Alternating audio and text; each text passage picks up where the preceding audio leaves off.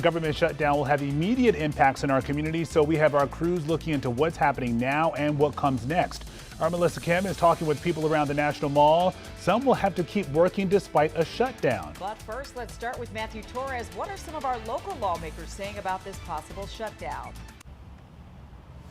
Well, certainly they don't want this to happen, but they continue to fight against the Trump administration, especially when it comes to protecting health care. As far as President Donald Trump, he is already predicting that there will be a government shutdown at midnight. There is another chance for the Senate to vote on a government funding bill today, but so far up until this point, negotiations have hit a wall. This morning, House Democrats, including leaders from Virginia and Maryland, called on Republicans to come back and try to reach a deal. But they're refusing to back down on one major sticking point, keeping the tax credit for millions of Americans under the Affordable Care Act to prevent premium hikes. They're also demanding a rollback on cuts to Medicaid. Democrats say while a shutdown is painful for the tens of thousands of federal employees in the DMV, protecting health care is important. 22 million Americans use the Affordable Care Act's marketplaces.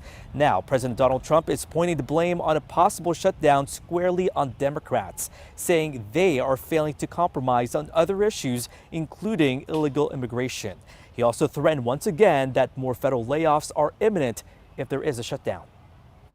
They're taking a risk by having a shutdown because of the shutdown, we can do things medically and other ways, including benefits. We can cut large numbers of people out. We don't want to do that, but we don't want fraud, waste, and abuse. Federal workers, they're the first ones to call my office and say, don't give in to this reign of lawlessness and terror. They're saying we've got to stand and fight. And I agree with them. There's no appeasing authoritarians and there's no placating a bully. If the bully steals your school lunch money on the first day of school and you give it to him, he's going to be stealing your school lunch money for the rest of the school year. So we're going to stand and fight. If the shutdown happens, this is the first shutdown since 2018. A government shutdown, of course, has many implications, including workers not getting paid, but there are also long-term effects. And a new economic analysis by EY Parthenon shows that a shutdown could cost the economy up to $7 billion a week. Guys?